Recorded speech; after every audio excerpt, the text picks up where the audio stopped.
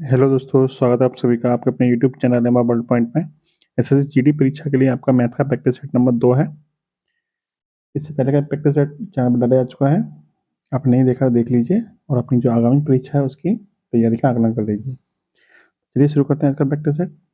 देखिए, पहला क्वेश्चन है ए 1500 रुपये के ए 1500 के 60% से 40% कम है, तो ए का मान क्या होगा। ए क्या है, 1500 के 60% से 40% कम है। तो इस तरीके के सवाल को आप डायरेक्ट निकाल सकते हैं या फिर आप 2 स्टेप में भी निकाल सकते हैं। डायरेक्ट कैसे निकालते हैं वो देखिए। तो देखिए, ए की वैल्यू कितनी है, 1500 है। अब जो 1500 है, 1500 का 60%, ठीक है, 1500 60% इतना होगा। इसको सॉल्व करने के बाद जो भी आएगी वैल्यू वो होगा। उससे भी कितना है, तो 40% कम है, तो हम डायरेक्ट इसका 60% निकाल दें तो हमें ए की वैल्यू मिल जाएगी। तो ए की वैल्यू कितनी होगी, 1500 का 60%, और फिर 40% कम निकाल के हम क्या करेंगे, डायरेक्ट 60% निकाल देंगे तो हमें ए की वैल्यू मिल जाएगी। तो ए की वैल्यू कितनी होगी, 2 जीरो से 2 जीरो खत्म, फिर 2 जीरो से 2 जीरो खत्म, 15 छक्के 90 और 9 चिंग 54, यानी कि 540। यानी ए की जो वैल्यू होगी वो कितनी होगी, 540 होगी। ठीक है, ये तो डायरेक्ट तरीका हो गया, ऑप्शन नंबर 3। दूसरा तरीका क्या है कि आप इसको 2 स्टेप में भी कर सकते हैं।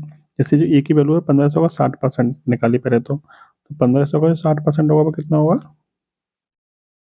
तो 1500 का जो 60% होगा वो हो जाएगा आपका 2 जीरो से 2 जीरो खत्म, 15 छक्के 90, यानी कि 900। ठीक है, अब जो ए है वो 1500 का 60%, यानी 900 से भी कितना कम है, तो 900 से भी 40% कम है। यानी अब इसका हम 40% निकाल सकते हैं। कितना हो जाएगा, ये हो जाएगा आपका 9 चौक 36, यानी 360 रुपये कम है। कितने से, 1500 के 60%, यानी 900 से। तो 900 में से घटा दीजिए, कितना, 360 घटा दीजिए, कितना हो जाएगा, 540। ये आपका ये भी तरीका है, लेकिन ये आपका तरीका थोड़ा लंबा पड़ जाता है। इस तरीके से आप डायरेक्ट आंसर निकाल सकते हैं। ठीक है, तो ये तरीका ज़्यादा बेटर है। इससे 10 सेकंड में आपका आंसर आ जाएगा, ऑप्शन नंबर 3। चलिए नेक्स्ट देखिए। एक किसान की भूमि एक समलंब के आकार की है जिसकी समांतर भुजाएं 7.58 गज और 6.42 गज है। समांतर भुजाओं के बीच की जो दूरी है वो 6.54 गज है, सॉरी 50 गज है। भूमि की जुताई की लागत 2000 रुपये प्रति वर्ग गज है। तो पूरी भूमि को जोतने के लिए कितनी राशि खर्च करनी पड़ेगी। तो खेत वो किस आकार का है, समलंब के आकार का है। तो अब समलंब का आकार कैसा होता है वो देखिए। समलंब का जो आकार होता है वो इस तरीके से बनता है। ठीक है, यदि ये वाली भुजा ए है तो इसको हम बी मान लेते हैं, और ये आपका जो ये जो भुजा होती है ए और बी, ये दोनों आपस में क्या होती हैं, समांतर होती हैं। ठीक है, इनके जो बीच की दूरी यानी कि परपेंडिकुलर डिस्टेंस जो होती है वो क्या है, वो इनके बीच की ऊंचाई मानी जाती है। ठीक है, इसको हम दूरी भी मानते हैं। इनकी दूरी, ये आपकी भुजाएं होगी ए और बी। अब देखिए क्या क्या दे रखा है आपको, समांतर भुजाएं दे रखी है 7.58, ये दे रखा है आपका 6.42, इनके बीच की दूरी दे रखी है आपको 6.50। ठीक है, अब ये जो आपका समलंब खेत है इसका क्षेत्रफल कैसे निकालेंगे। तो समलंब का क्षेत्रफल बराबर क्या होता है, समलंब का क्षेत्रफल बराबर होता है 1/2 गुणा समांतर भुजाओं का योग गुणा उनके बीच की दूरी। ठीक है, तो 1/2 समांतर भुजाएं कौन कौन सी हैं, तो एक तो है 7.58, एक है आपकी 6.42, गुणा दूरी कितनी है, तो 6.50। ठीक है, इसको सॉल्व करते हैं तो ये हो जाएगा आपका 1/2, इसको जोड़ेंगे कितना जाएगा, 7 और 6 13 और 58 42 100, यानी कि एक और जुड़ जाएगा, कितना हो जाएगा 14 हो जाएगा ये, गुणा 6.50। ठीक है, उससे काटिए, 7 बार कटेगा, 7 गुणा इसमें करेंगे कितना आएगा, तो देखिए आ जाएगा आपका 7×6 42 और 3.5 कितना हो जाएगा, 45.5। ठीक है, 45.5 वर्ग गज क्या है, का क्षेत्रफल निकल के आ गया। और प्रति वर्ग गज खर्चा कितना है, 2000 रुपये है। तो कुल खर्च कितना आ जाएगा, यानी एक वर्ग गज का खर्चा कितना है, तो 2000 रुपये है। तो कुल खर्च कितना आ जाएगा, 45.50 गुणा 2000, कितना आ जाएगा, तो पॉइंट से हटाएंगे तो बटे में 100 आ जाएगा। एक जीरो से एक जीरो खत्म, एक जीरो से एक जीरो खत्म, 45 455 में गुणा करेंगे 2 में, 5 दूनी 10 और 5 दूनी 10 और 11, 5 और 4 दूनी 8 और 1 9, 2 जीरो आपके है ही है। कितना आएगा, 51,000 रुपये, सॉरी 91,000 रुपये।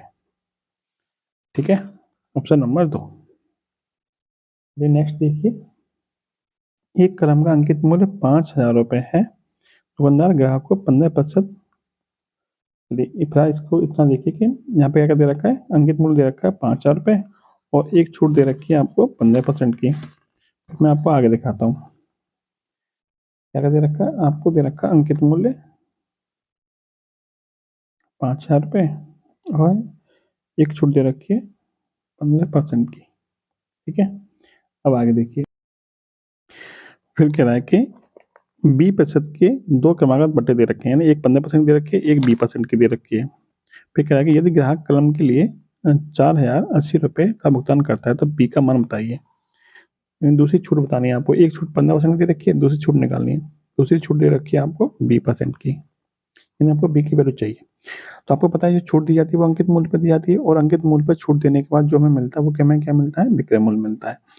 तो देखिए पहली छूट क्या है, पहली छूट है 15% की, तो अंकित मूल्य दे रखा है आपको 5,000 रुपये और पहली छूट दे रखी है 15% की। तो छूट देने के बाद जो हमें मिलेगा वो क्या मिलेगा, विक्रय मूल्य मिलेगा। तो 15% की छूट के बाद हमें क्या मिलेगा, विक्रय मूल्य। तो हम इसको लिख सकते हैं 100 माइनस के 15 बटे में 100, यानी कि हम डायरेक्ट इसका क्या निकाल देंगे 85%। 100 माइनस के 15 यानी 85%। दूसरी छूट दे रखी है 20% की, तो हम क्या लिख सकते हैं 100 माइनस के 20 बटे में 100। और दोनों छूटों को देने के बाद हमें क्या मिलेगा, विक्रय मूल्य। और विक्रय मूल्य कितना है, तो 4,080 रुपये में बेची जाती है, 4,080। ठीक है, बस इसको सॉल्व करके बी की वैल्यू निकाल लेंगे। तो 2 जीरो से 2 जीरो खत्म, 1 जीरो से 1 जीरो खत्म। अब देखिए ये कितना हो जाएगा, 5 बचेगा यहाँ पे, यहाँ बचेगा 100 में से 15 गए तो 85 और यहाँ 100 माइनस के बी बचेगा। ठीक है, 100 माइनस के बी बटे में कितना बचा आपका 10 बराबर 4080। सॉल्व करते हैं इसको, 5 से कटेगा आपका 2 बार और 17 से कटेगा आपका 5 बार, 17 से कटेगा आपका 17 दूनी 34, 6 बचे 17 चौक 68, 5 से कटेगा आपका ये 5 चौक 20, 5 8 40, 48 बार। ऊपर कितना बचेगा 100 माइनस के बी बटे में बचा आपका 2 बराबर इधर आया 48। 2 गुणा 48 में करेंगे कितना आएगा, तो 100 माइनस के बी बराबर 48 दूनी 96। तो बी बराबर हो जाएगा आपका 100 माइनस के 96 बराबर बी, यानी कि बी बराबर 4%। ठीक है, तो यानी जो दूसरी छूट दी जा रही है वो कितने परसेंट की दी जा रही है, तो 4% की दी जा रही है। ठीक, चलिए नेक्स्ट देखिए। देखिए ये आपको दे रखा है, तो इस तरीके के सवालों को करने का मैंने आपको तरीका बताया हुआ था कि आपको पीछे क्या दे रखा है इससे कोई मतलब नहीं, बस जो आगे दे रखा है उसको देखिए। आगे जो दे रखा हो वो, और उसके बाद में प्लस का चिन्ह है, तो आप ये देखिए कि 231 के बाद में पूर्ण वर्ग संख्या कितनी आती है, तो 231 के बाद में पूर्ण वर्ग संख्या आती है 256। बस 256 का वर्गमूल कितना होता है 16, वही आपका आंसर बन जाएगा। यदि मान लीजिए यहाँ पे माइनस दे रखा होता तो 231 से पहले पूर्ण वर्ग संख्या कितनी आती है 225, तो उसका वर्गमूल कितना होता है 15, तो इसका आंसर क्या बनता 15 बनता। ठीक है, फिलहाल इस क्वेश्चन का जो आंसर बनेगा कितना बनेगा 16 बनेगा। एक बस के पहिए की त्रिज्या 35 सेंटीमीटर है, 33 किलोमीटर प्रति घंटा की गति बनाए रखने के लिए पहिए की प्रति मिनट कितनी बार घूमना पड़ेगा, यानी 1 मिनट में से कितने चक्कर लगाने पड़ेंगे। तो जरा ये बताइए कि जो बस है उसकी गति कितनी है, तो 33 किलोमीटर प्रति घंटा है। 33 किलोमीटर प्रति घंटा का मतलब क्या है, 1 घंटे में 33 किलोमीटर जाती है। 1 घंटे में कितना जाती है 33 किलोमीटर। ठीक है, 33 किलोमीटर जाती है। 33 किलोमीटर का मतलब क्या है, 33,000 मीटर हो गया, क्योंकि 1 किलोमीटर में 1,000 मीटर होते हैं, तो 1 घंटे में कितना जाएगी 33,000 मीटर। ठीक है, 1 घंटे का मतलब क्या है 60 मिनट, 60 मिनट में कितना जाएगी 33,000 मीटर। तो 1 मिनट में कितना चलेगी 33,000 बटे में 60, क्योंकि 1 मिनट में कितना, सॉरी 1 घंटे में 60 मिनट होते हैं और 1 मिनट में कितना जाएगा 33,000 बटे में 60। ये किसमें है मीटर में। अब देखिए हमारी त्रिज्या किसमें दे रखी है, त्रिज्या दे रखी है सेंटीमीटर में। तो मीटर को सेंटीमीटर में बदलने के लिए हमें क्या करना पड़ता है 100 का गुणा करना पड़ता है। तो ये हो जाएगा आपका 33,000 गुणा 100 बटे में 60। अब ये किसमें आ गया सेंटीमीटर में आ गया। ठीक है, यानी 1 मिनट में कितना चलती है बस, तो इतने सेंटीमीटर चलती है। ठीक है, अब आपको पता होना चाहिए कि जो पहिया होता है वो एक पहिए में कितनी दूरी चलता है, यानी एक चक्कर लगाने में कितनी दूरी चलता है अपनी परिधि के बराबर। तो देखिए एक चक्कर में दूरी बराबर, एक चक्कर में दूरी बराबर क्या होता है, तो 2 पाई आर, यानी परिधि यानी कि 2 पाई आर। अब 2 गुणा पाई की वैल्यू कितनी है 22/7, आर कितनी है तो 35 है। ठीक है, ये क्या है, एक चक्कर में चली गई दूरी। पूछा क्या है कि 1 मिनट में कितने चक्कर लगाएगा। 1 मिनट में कितनी दूरी चली गई है इतनी, एक चक्कर में दूरी कितनी चली गई है इतनी, तो चक्कर की संख्या कितनी हो जाएगी, चक्कर बराबर हो जाएगा कुल दूरी बट्टे में एक चक्कर में चली गई दूरी। कुल दूरी कितनी है 33,000 गुणा 100 बटे में 60, इसके बटे कितना आएगा, एक चक्कर में चली गई दूरी यानी कि 2 गुणा 22/7 गुणा 35। ठीक है, सॉल्व करते हैं इसको। सॉल्व कैसे करते हैं, इसके बटे में है तो इसको उल्टा करके गुणा में लिख सकते हैं हम।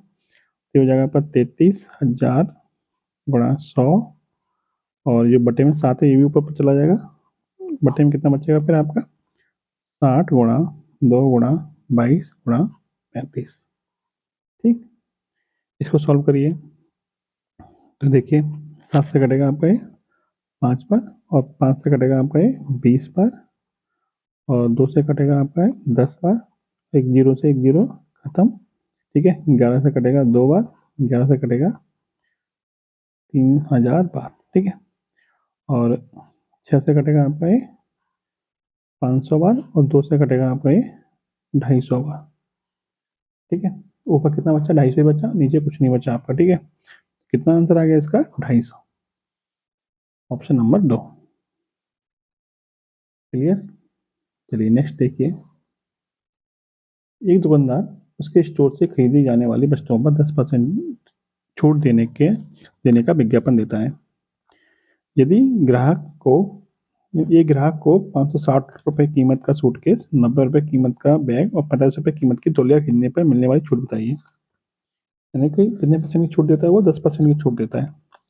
ये ग्राहक ने क्या क्या सामान खरीदा है, तो सूटकेस खरीदा है, बैग खरीदा और तौलिया खरीदी है। कुल मिला कितने का सामान खरीदा उसने, तो ग्राहक ने खरीदा है 560 प्लस 90 प्लस 45, कितना हो जाएगा आपका 5 9 4 13 6 19, और आपका ये 5 और 1 6, यानी 695 रुपये का उसने सामान खरीदा। अब वो छूट कितनी दे रहा है, 10% छूट दे रहा है खरीद पर, कितनी छूट हो जाएगी, तो 695 का 10% निकाल दीजिए बस, 0 से 0 खत्म, 10 का भाग देने का मतलब एक अंक के बाद दाईं तरफ से पॉइंट लगा दीजिए, 69.5। कितने रुपये की छूट दी जा रही है, 69.5 रुपये की छूट दी जा रही है, ऑप्शन नंबर 3। ठीक, चलिए नेक्स्ट देखिए। एक सीडी की कीमत 25% घटा दी गई, एक व्यक्ति ने सीडी के लिए 24 रुपये अदा किए, तो नगद छूट कितनी थी, कीमत कितनी घटाई है 25%। 25% का मतलब कितना होता है 1/4, यानी कि 4 रुपये कीमत थी तो 1 रुपये कीमत क्या है घटा दी गई है। 4 रुपये कीमत थी तो 1 रुपये कीमत घटा दी गई है। ये 4 रुपये कीमत थी, एक घटा दी गई, तब कितने की मिल रही होगी वो, 3 रुपये की मिल रही होगी, 3 यूनिट की मिल रही होगी। लेकिन एक्चुअल में कितनी मिल रही है 24 की, तो 3 यूनिट की वैल्यू कितनी है 24 रुपये। ठीक है, तो एक की वैल्यू कितनी हो जाएगी 24/3 यानी कि 8 रुपये। पूछा क्या नगद छूट कितनी है, तो छूट कितनी मिल रही थी 1 यूनिट की ही मिल रही थी, और एक की वैल्यू कितनी आई 8 रुपये निकल के आ गई, तो इसका राइट आंसर क्या बन गया ऑप्शन नंबर 4। यानी छूट कितने परसेंट की दी जा रही है, कितने रुपए की दी जा रही है, तो 8 रुपये की दी जा रही है। ठीक है, चलिए नेक्स्ट देखिए। एक विक्रेता 950 रुपये अंकित मूल्य का एक पुराना कूलर खरीदता है और उसे उत्तरोत्तर 20% और 10% की छूट मिलती है। वह उसे पेंट कराने पर 66 रुपये खर्च करता है, वह कूलर को 25% लाभ पर बेचता है, तो उसका विक्रय मूल्य बताइए। देखिए जब उसका अंकित मूल्य कितना था 950 रुपये था, तो उसे कितनी छूट मिलती है, 2 छूटें मिलती हैं, तो इसका मतलब उसका विक्रय मूल्य कितना पड़ा, पहले छूट 20% की थी, तो 20% का घटा दीजिए 100 में से कितना होगा 80%। ठीक है, दूसरी छूट कितनी थी 10% की, तो 100 में से 10 घटा दीजिए 90%। अब इसका मतलब जो 950 वाली चीज़ थी वो कितनी पड़ेगी, सॉल्व करिए इसको, 2 जीरो से 2 जीरो खत्म, और 1 जीरो से आपका 1 जीरो कटेगा, 5 से कटेगा 2 बार, और 5 से कटेगा 19 बार। ठीक है, और 9 8 72, 72 गुणा 19 कितना हो जाएगा आपका ये 19 दूनी 38, हासिल के 3, और 19 सत्ते 133 और 3 136, यानी 1368 रुपये का वो पड़ेगा। सॉरी, 5 से कटेगा आपका ये 19 पर, कुछ तो गड़बड़ है। अच्छा ये 2 भी बट्टे में है तो 2 का भाग करना पड़ेगा आपको, 2 से काटिए कितना हो जाएगा, 2 से कटेगा आपका 2 6 12 है, 2 8 16, 2 चौक 8, यानी कि 684 का पड़ेगा वो आपको।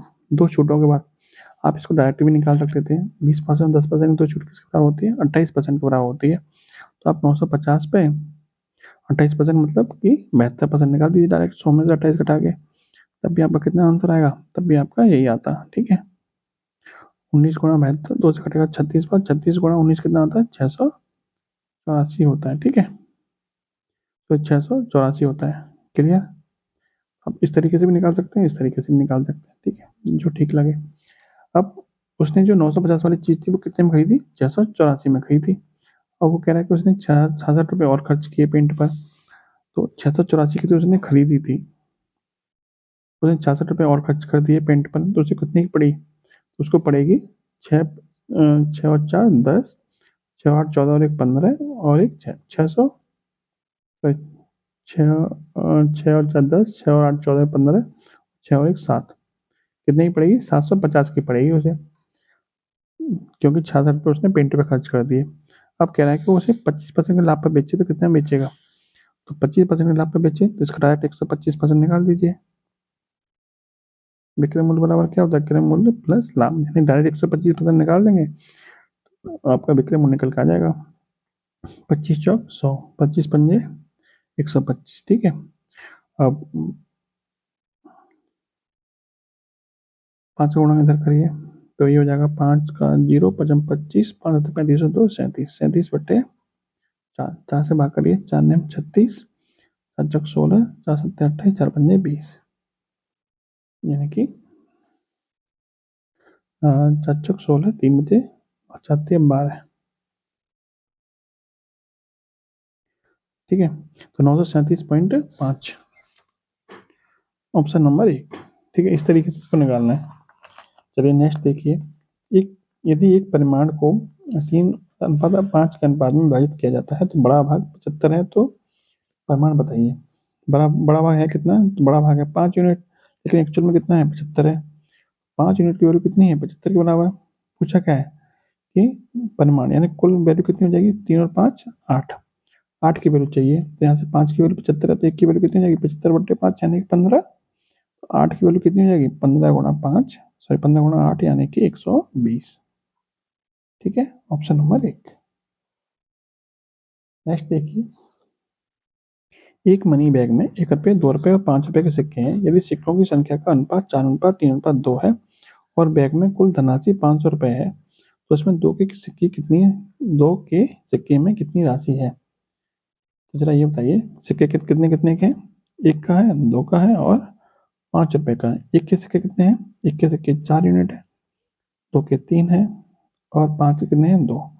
कुल राशि कितनी बन जाएगी? कुल राशि बन जाएगी 4 गुणा 1 यानी कि 4, 3 गुणा 2 यानी कि 6, 5 गुणा 2 यानी कि 10।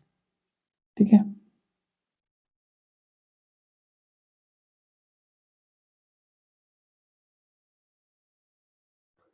1 गुणा 4 4, 2 गुणा 3 6, 5 गुणा 2 10, यानी कुल राशि होगी 4 प्लस 6 प्लस 10 यानी कि 20। कुल राशि 20 यूनिट होगी, लेकिन एक्चुअल में कुल राशि कितनी है? 500 रुपये। तो 20 यूनिट की वैल्यू जो है वो किसके बराबर है? 500 रुपये के बराबर है। 1 यूनिट की वैल्यू कितनी हो जाएगी? 500 बट्टे 20 यानी कि 25 रुपये। ठीक है, पूछा क्या है? 2 रुपये वाले, तो 2 रुपये वाली राशि कुल राशि कितनी है? 6 यूनिट।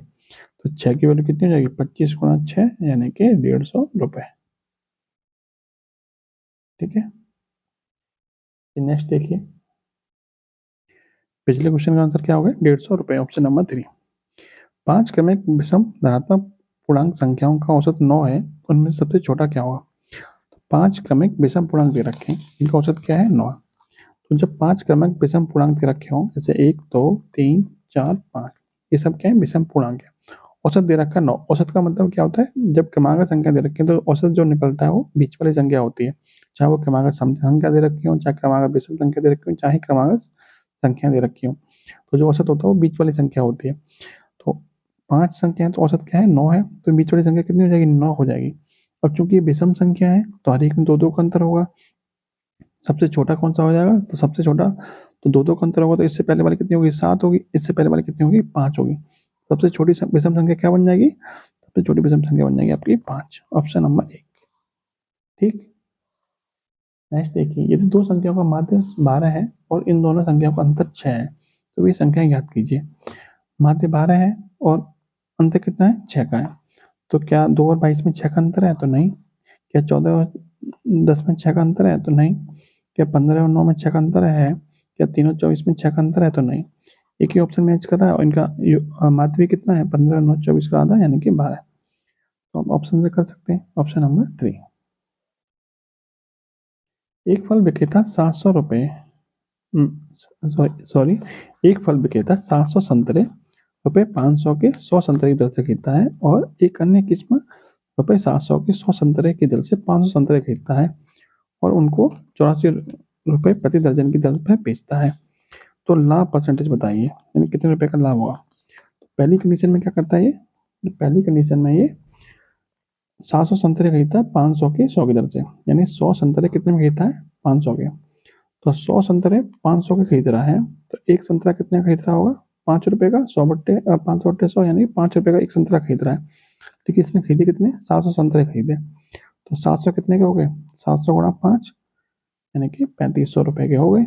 ठीक है, ये क्या है पहली कंडीशन में। दूसरी कंडीशन देखिए, दूसरी कंडीशन में कह रहा है कि वो 700 रुपए के 100 संतरे खरीदता है।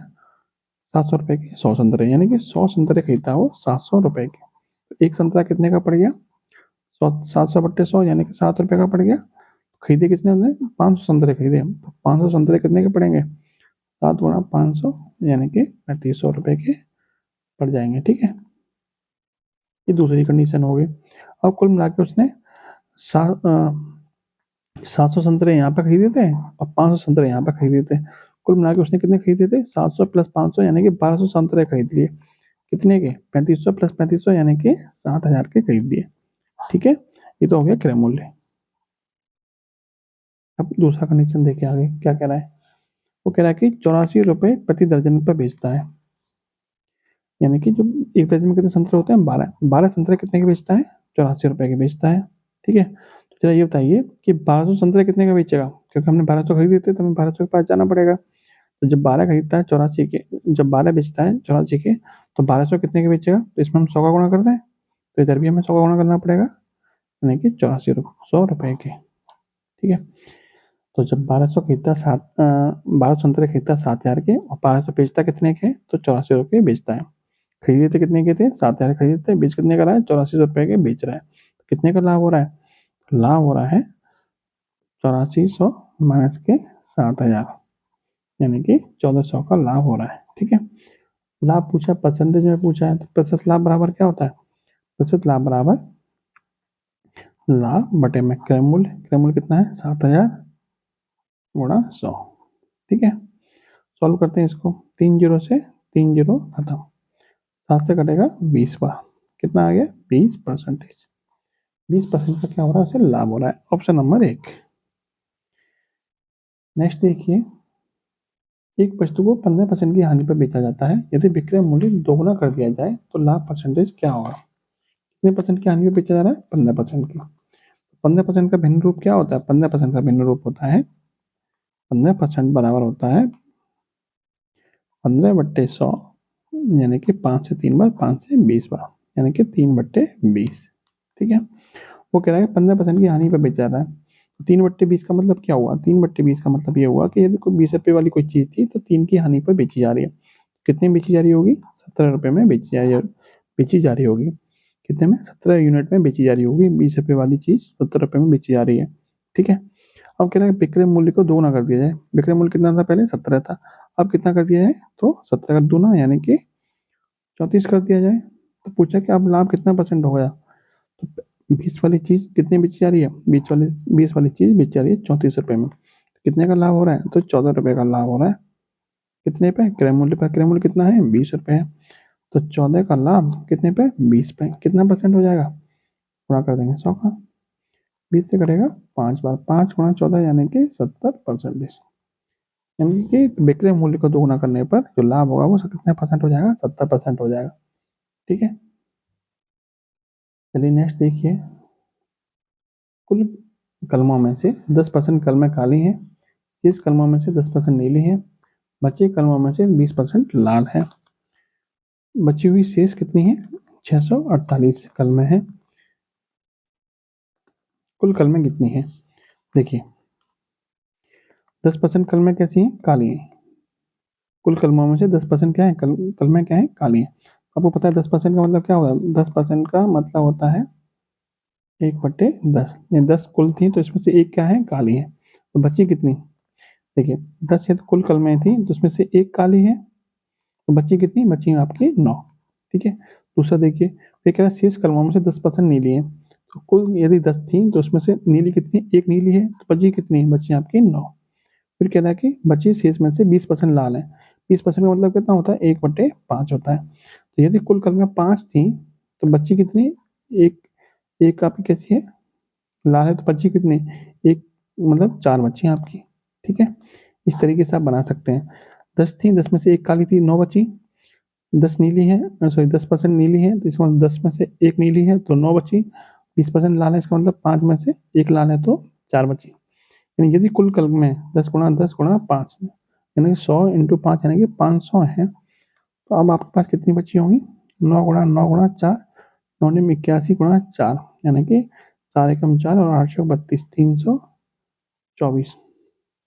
यानी कुल जो कलमें बची आपके पास 324 बची, लेकिन एक्चुअल में कितनी बची हैं? 648। यानी कि इसका कितना गुना है? डबल है। कितना गुना है? डबल है। पूछा क्या कुल कलमें कितनी थी? तो कुल कलमें कितनी थी? जब 500 हमने मानी तब 324 हमारी बच रही है, जो कि इसका डबल बच रही है, तो इसका भी डबल कर दीजिए। कितना हो जाएगा? 1000। कुल कलमें कितनी थी? तो 1000 कुल कलमें थी। ठीक है। चलिए नेक्स्ट देखिए। एक संख्या को 18% से बढ़ाया जाता है, पुरानी संख्या प्राप्त करने के लिए उसे कितने % से घटाया जाएगा? मान लीजिए जो संख्या पहले थी वो कितनी थी? तो आपकी 100 थी, और कितने % बढ़ा दिया? 18% बढ़ा दिया। 18% बढ़ाने का मतलब कितना? 100 पे 18% 18 ही होता है, तो 100 से कितना हो गया? अब 18 हो गया, 118। मान लीजिए जो संख्या थी वो आपकी 100 थी, 100 पे कितना बढ़ाया गया? 18% बढ़ाया गया है। अब संख्या कितनी हो जाएगी? 118 हो जाएगी, क्योंकि 100 का 18% 18 ही होता है। संख्या कितनी हो जाएगी? 118 हो जाएगी। अब कह रहा है कि उसे पुरानी संख्या प्राप्त करने के लिए, यानी हमें प्राप्त करनी है 100 करनी है, तो कितना % घटाना पड़ेगा? तो 118 से हमें 100 पे जाने के लिए कितना घटाना पड़ेगा? तो आप कहेंगे 18 ही घटा दीजिए। लेकिन अब घटाया किस पे जा रहा है? 118 पे घटाया जा रहा है। तो 18 घटाया जा रहा है किस पे? 118 पे। कितने % की कटौती करनी पड़ेगी?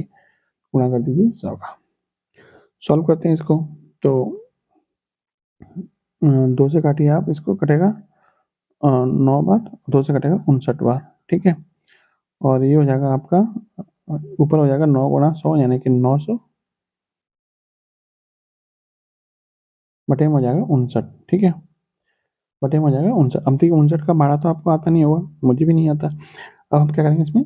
अप्रोक्सीमेशन मेथड लगाएंगे। यदि मान लीजिए आपका 59 की जगह कितना होता? 60 होता।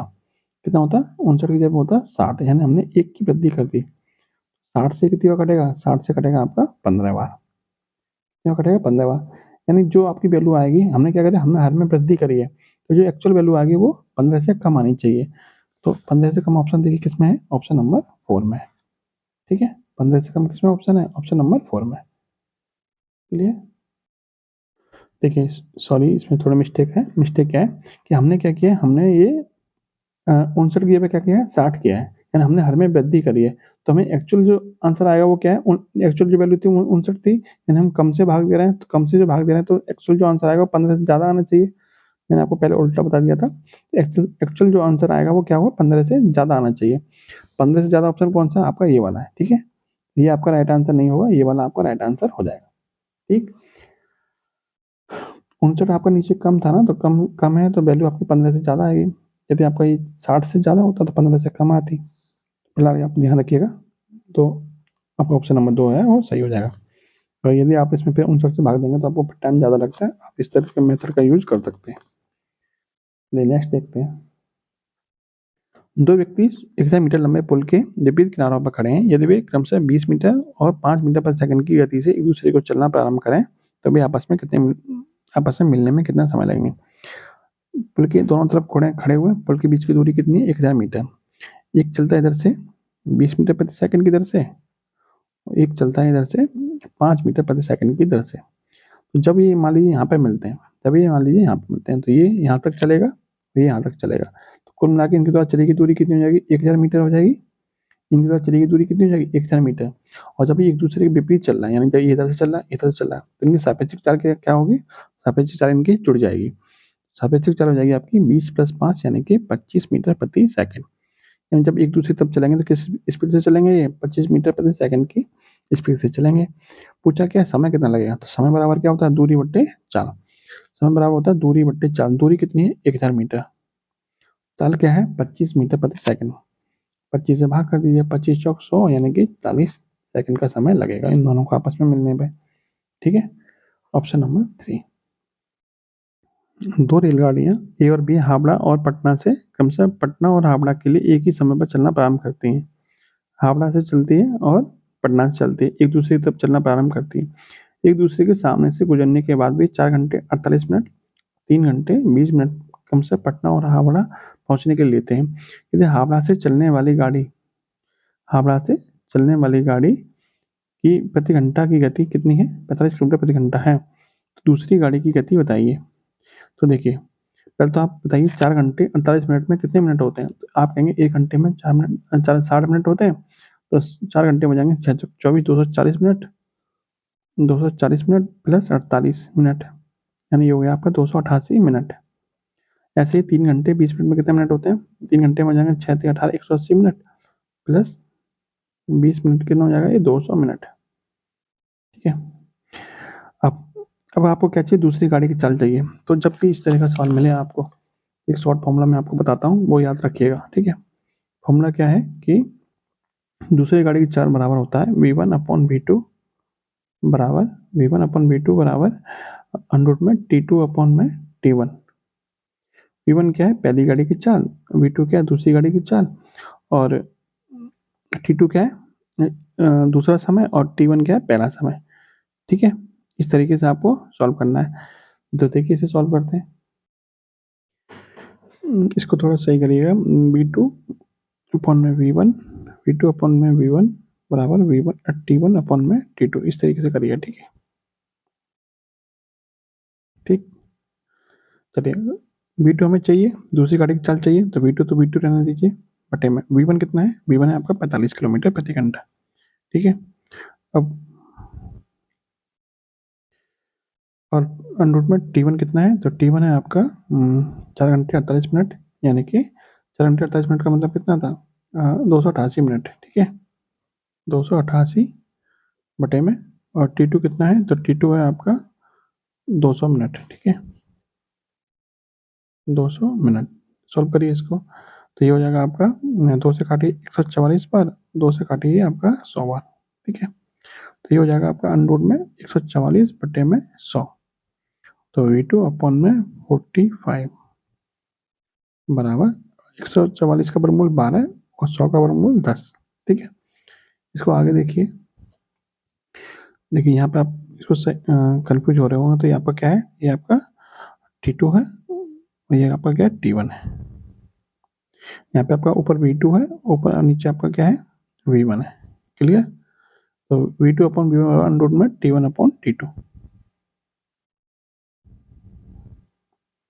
चलिए इसको सॉल्व करिए, तो ये हो जाएगा आपका 5 से कटेगा 2 बार, 5 से कटेगा 9 बार, 2 से कटेगा 6 बार, 9 × 54, तो v2 कितना आ गया आपका 54 किलोमीटर प्रति घंटा।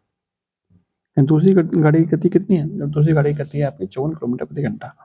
Option number D. ठीक है, नेक्स्ट देखिए, शिल्पा ने समान धनराशि 2 अलग अलग बैंकों में जमा की, जो क्रमशः 10% और 12% की दर से साधारण ब्याज देते हैं। 3 वर्ष के बाद कुल राशि 3300 रुपये ब्याज मिला, तो उसने कुल कितनी राशि जमा की थी। कुल राशि पूछिए, और दोनों ने समान राशि जमा करी थी, तो मान लेते हैं कि जो समान राशि थी वो कितनी थी, वो आपकी पी थी। ठीक है, पी मतलब प्रिंसिपल थी। पी राशि पर 10% की दर से 3 साल का ब्याज कितना हो जाएगा, तो मूलधन गुणनफल गुणा समय बट्टे 100, यही होता है साधारण ब्याज। और ऐसी पी राशि एक और थी जिस पर कि 12% की दर से 3 साल का साधारण ब्याज कितना हो जाएगा, इतना हो जाएगा। ठीक है, क्योंकि साधारण ब्याज का फॉर्मूला क्या होता है, मूलधन गुणनफल गुणा समय बट्टे 100, मूलधन गुणनफल गुणा समय बट्टे 100। कुल मिला के जो ब्याज मिल रहा है वो कितना मिल रहा है, तो ब्याज मिल रहा है 3300 रुपये। ठीक, सॉल्व कर लेते हैं इसको। तो ये हो जाएगा आपका 1060 खत्म। अच्छा, इसको अभी मत काटिए, ठीक है, आपको कैलकुलेशन में ईजी हो जाएगा। 10 दिया 30, 30 भी ऊपर हो जाएगा बटे में 100, इधर हो जाएगा 12 दिया 36 पी बटे में 100 बराबर 3300। ठीक है, और 30 पी, और जब आपका हर समान है तो अंश जुड़ जाएगा। 30 पी प्लस 36 पी कितना हो जाएगा? 66 पी। तो 66 पी बटे में 100 बराबर 3300। 66 से कटेगा आपका 66 पंजे 330, यानी कि 50 बार कटेगा। पी बराबर कितना हो जाएगा? 50 गुणा 100, कितना हो गया? 5000। लेकिन आपसे पूछा क्या? कुल राशि पूछी है, तो एक राशि आपने यहाँ पे जमा की थी, एक यहाँ पे जमा की थी। कुल राशि कितनी हो जाएगी? 5000 गुणा 2, यानी कि 10,000 रुपये। ठीक है, ऑप्शन नंबर 1। देखिए, इसको आप डायरेक्ट भी कर सकते थे। कैसे करते हैं आप डायरेक्ट? तो देखिए 10% ब्याज मिल रहा है 1 साल के लिए, 3 साल के लिए ब्याज कितना हो गया? तो 10 पे 1 साल का ब्याज 10% है, 3 साल का ब्याज कितना हो गया? 10 दिया 30% हो गया। ऐसे ही 12% ब्याज मिल रहा है आपको 1 साल के लिए, 3 साल के लिए कितना ब्याज हो जाएगा? 12 दिया 36%।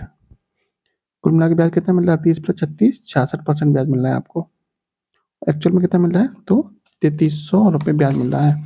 तो 66% की वैल्यू कितनी हो गई? तो 66% की वैल्यू आपको हो गई 3300 के बराबर। तो यहाँ से आपको 1% की वैल्यू कितनी मिल जाएगी? 3300 बटे में 66, 66 पंजे 130, 330, यानी कि 50। 1% की वैल्यू आपकी 50 रुपये होगी। कुल राशि कितनी थी? 100% थी, तो 100% की वैल्यू कितनी हो जाएगी? 5000। ऐसी दो राशियाँ थी तो गुणा कर दिए 2 का, यानी कि 10,000 रुपये। ठीक है, चलिए लास्ट क्वेश्चन देखिए। एक वर्ग की प्रत्येक भुजा की लंबाई 16 सेंटीमीटर है, वर्ग का क्षेत्रफल बताइए। सॉरी, एक वर्ग की प्रत्येक भुजा की लंबाई 16 सेंटीमीटर है, वर्ग का क्षेत्रफल बताइए। वर्ग का क्षेत्रफल क्या होता है? वर्ग का क्षेत्रफल बराबर होता है भुजा का स्क्वायर, ए की पावर 2, यानी कि ए कितना है? 16 है, 16 का स्क्वायर कितना हो जाएगा? 256 सेंटीमीटर स्क्वायर। ठीक है, यानी कि ऑप्शन नंबर 4। ये था आपका प्रैक्टिस नंबर 2। कैसा लगा कमेंट बॉक्स में जरूर बताइएगा। जय हिंद, जय भारत।